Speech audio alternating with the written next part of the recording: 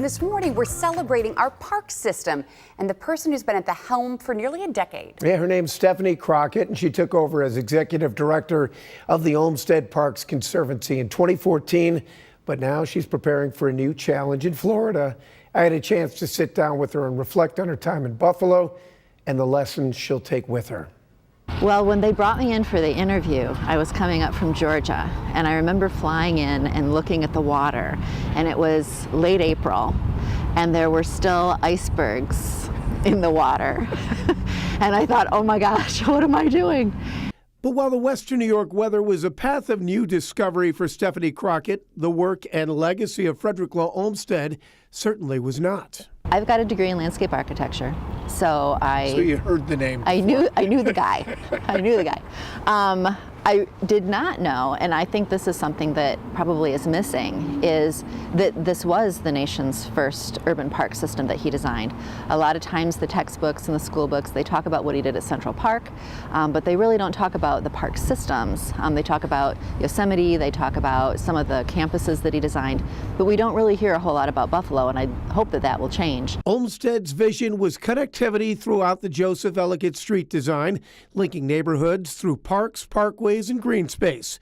Green space, like here in Prospect Park, which was already a community gathering space. And what he had hoped was that the city would become a city within a park.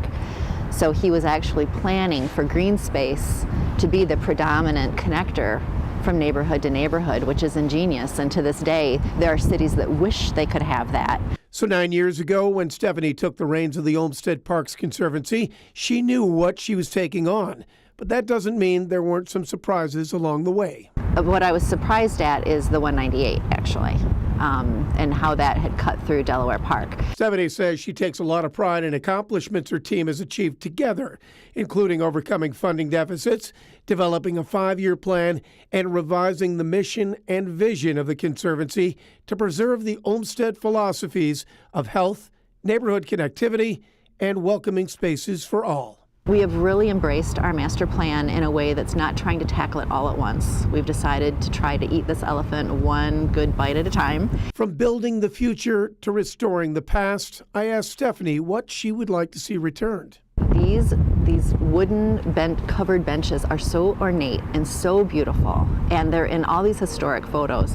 I would love to see that type of architecture come back.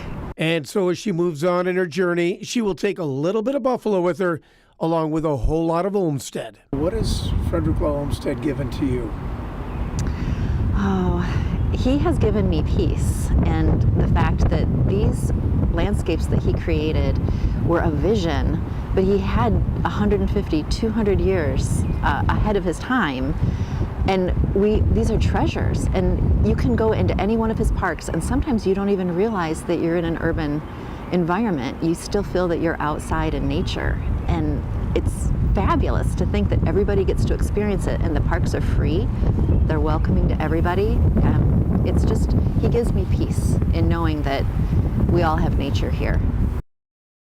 And Stephanie's last day on the job is next Thursday. Then it's on to Florida. Well, she'll become the first president and CEO of Sarasota's Bay Park Conservancy. She'll be in charge of transforming 53 acres of park into just a grand public space on Sarasota Bay. Sarasota will be lucky to have her. She's done such great work here. Yeah, for sure.